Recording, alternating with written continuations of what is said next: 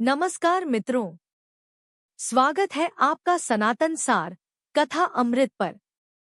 मैं हूं आपका मित्र और आज हम सुनेंगे एक ऐसी अद्भुत कथा जिसने स्वयं भगवान को स्वर्ग से धरती पर बुला लिया।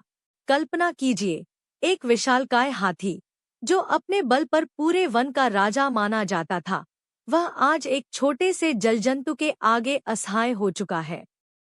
उसकी पुकार इतनी करुण थी कि उसे सुनकर देवता भी नहीं आए, परंतु साक्षात भगवान विष्णु गरुड़ की पीठ पर सवार होकर तत्काल वहां पहुंच गए। क्या था उस हाथी के स्तवन में? क्यों नहीं आए ब्रह्मा जी? और कैसे उस मगरमच्छ के रूप में छिपी अविद्या का अंत हुआ? आंखें बंद कीजिए और चलिए चलते हैं उस पावन सरोवर के तट पर, जहां रचा गया था गजेंद्र मोक्ष का इतिहास। कथा का प्रारंभ होता है श्रीमद्भागवत के पवित्र पृष्ठों से, जहां श्री सुखदेव जी इस दिव्य प्रसंग का वर्णन कर रहे हैं। बहुत समय पहले की बात है, एक विशाल और मनमोहक सरोवर था। उस सरोवर के आसपास घने वन थे, जहां फूलों की सुगंध हमेशा बिखरी रहती थी। उसी वन का राजा था गजराज, यानी हाथियों का राजा। वह केवल शरीर से ही विशाल नहीं था, बल्कि अपने बल और पराक्रम से भी अद्वितीय था।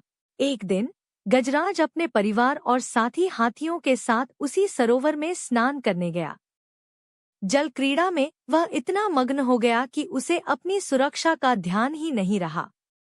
वह सरोवर के गहरे जल में चला गया। जहां पानी गहरा था, वहां छिपा था एक महाबली ग्राह, यानी एक विशाल मगरमच्छ।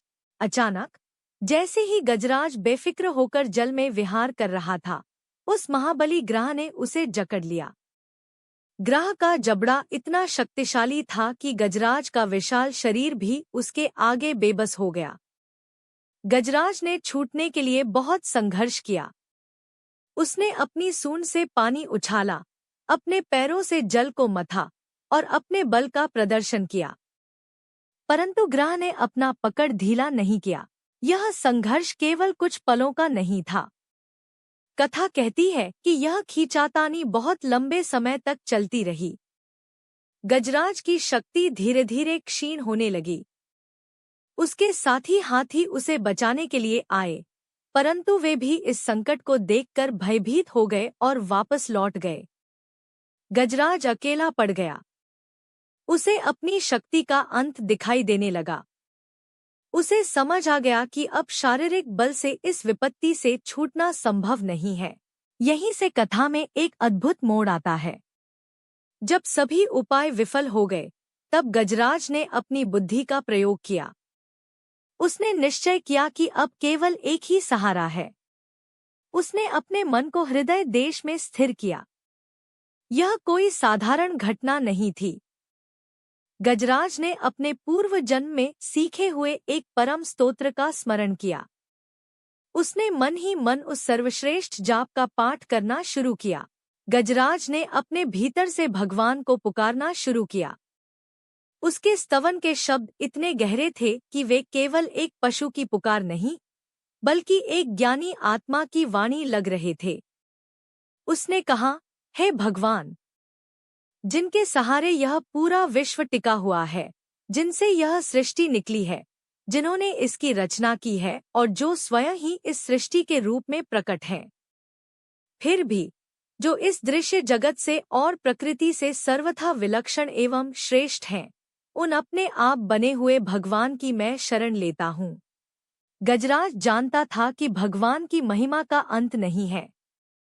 उसने स्तवन में आगे कहा, हे अनंत शक्ति संपन्न परमेश्वर, आपका कोई आकार नहीं है, फिर भी आप अनेकों आकारों में विद्यमान हैं। आप न तो देवता हैं, न असुर, न मनुष्य और न ही कोई अन्य योनि के प्राणी। आप न स्त्री हैं, न पुरुष। सबका निषेध हो जाने पर जो कुछ बच रहता है, वही आपका स्वरूप है और वही सब कुछ है। गजराज की यह वाणी केवल बाहर से निकली हुई नहीं थी, बल्कि उसके हृदय की गहराइयों से आ रही थी। उसने भगवान से अपनी दया की भीख मांगी। उसने कहा, हे प्रभु, आप अत्यधिक दयालु हैं और दया करने में आपको कभी आलस्य नहीं होता। मुझ जैसे शरणागत और अविद्या से ग्रस्त पशुतुल्य जीवों की अविद्यारूप पाश को सदा के लिए पूर्ण रूप से काट देने वाले नित्य मुक्त प्रभु को मैं नमस्कार करता हूँ। यहाँ गजराज ने एक बहुत बड़ी बात कही। उसने स्पष्ट कर दिया कि उसकी समस्या केवल एक मगरमच्छ नहीं है। उसने कहा, हे भगवान, मैं इस ग्रह के चंगुल से छूटकर फिर से जीवित नहीं रहना चाहता, क्योंकि भीतर और बाहर सब ओर से अज्ञान से ढके हुए इस हाथी के शरीर से मुझे क्या लेना है। मैं तो आत्मा के प्रकाश को ढक देने वाले उस अज्ञान की निवृत्ति चाहता हूँ, जिसका कालक्रम से अपने आप नाश नहीं होता, अपितु केवल आपकी दया से होता है। गजराज का यह स्तवन कुल 29 श्लोकों में फैला हुआ था। प्रत्येक श्लोक में भक्ति का सागर लहरा रहा था। उसने कहा, जिन्होंने भगत भक्ति रूप योग के द्वारा कर्मों को जला डाला है, वे योगी लोग उसी योग के द्वारा शुद्ध किए हुए अपने हृदय में जिन्हें प्रकट हुआ देखते हैं, उन योगेश्वर भगवान को मैं नमस्कार करता हूँ। गजराज के इस स्तवन का प्रभाव क्या हुआ? आकाशवाणी हुई या देवता उतर आए? नहीं। कथा में एक बहुत ही रोचक तथ्य बताया गया है। जब गजराज ने भगवान के भेदरहित निराकार स्वरूप का इतना शुद्ध वर्णन किया, तब ब्रह्मा आदि कोई भी देवता वहां नहीं आए। कारण स्पष्ट था। देवता भिन्न भिन्न प्रकार के विशिष्ट विग्रहों को ही अपना स्वरूप मानते हैं। वे इस निराकार वर्णन को पूर्णतः ग्रहण नहीं सकते थे। लेकिन जब देवता नहीं आए, तो स्वयं भगवान आ गए। साक्षात श्री हरि, जो सबके आत्मा होने के कारण सर्वदेव स्वरूप हैं, वे वहां प्रकट हो गए। भगवान विष्णु अपने वाहन गरुड़ की पीठ पर सवार होकर देवताओं के साथ उस सरोवर के ऊपर आकाश में प्रकट हुए।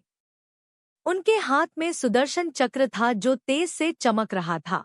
गजराज ने जब आकाश में गरुड़ की पीठ पर सवार चक्र उठाए हुए भगवान श्री हरि को देखा, तो उसके हृदय में आनंद की लहर दौड़ गई। वह मरणासन्न अवस्था में था, फिर भी उसने अपनी भक्ति नहीं छोड़ी। उसने बड़ी कठिनाई से अपनी सूंड को ऊपर उठाया। हैरानी की बात यह है कि उस सूंड में उसने पूजा के लिए कमल का एक फूल संजोकर रखा था। गजराज ने उस कमल के फूल को भगवान की ओर बढ़ाया और बड़ी ही कठिनाई से बोला, सर्वपूज्य भगवान नारायण, आपको प्रणाम है। उसकी आवाज में दर्द था, परंतु श्रद्धा और भी गहरी थी। भगवान विष्णु ने अपने भक्त की इस दशा को देखा। वे तुरंत गरुड़ को छोड़कर नीचे झील पर उतर आए। भगवान का हृदय दया से प्रेरित था। उन्होंने ग्रह सहित उस गजराज को तत्काल झील से बाहर निकाल लाया।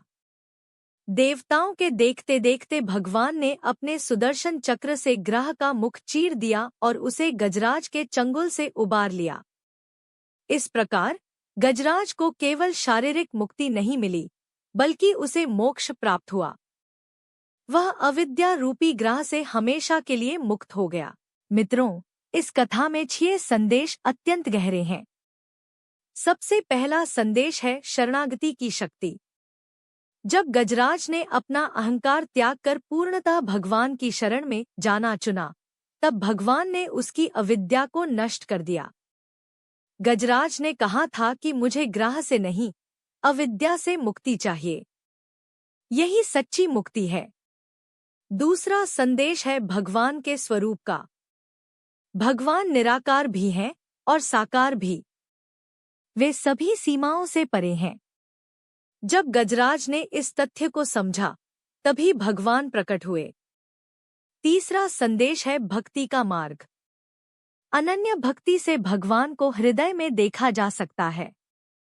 गजराज के भक्त नहीं चाहते थे कि भगवान उन्हें धन दे या स्वर्ग दे। वे केवल भगवान के चरणों में आनंद चाहते थे। गजराज की यह कथा हमें सिखाती है कि जब जीवन में विपत्ति के अंधेरे छा जाएं, जब सभी रास्ते बंद हो जाएं, तब केवल एक नाम का सहारा काफी होता है। गजराज ने पूर्व जन्म का पुण्य काम आने दिया, क्योंकि उसने पूर्व में सीखे स्तोत्र को ही अपनी रक्षा बनाया। हमें भी अपने जीवन में उस स्मरण को संजोकर रखना चाहिए जो संकट के समय काम आए। भगवान की सर्वव्यापकता को समझिए। जिनके सहारे यह विश्व टिका है, वही भगवान एक पुकार सुनकर स्वयं चले आए। यह प्रेम ही प्रेम है। मित्रों, गजेंद्र मोक्ष की यह पावन कथा हमें आत्मसमर्पण का मार्ग दिखाती है। यदि आपको यह कथा अच्छी लगी हो और आप ऐसे ही आध्यात्मिक अमृत का पान करना चाहते हैं, तो सनातन सार कथा अमृत को अवश्य सब्सक्राइब करें। इस वीडियो को लाइक करें और अपने प्रियजनों के साथ साझा करें ताकि यह संदेश हर घर तक पहुंचे। हरि ओम तत्सत।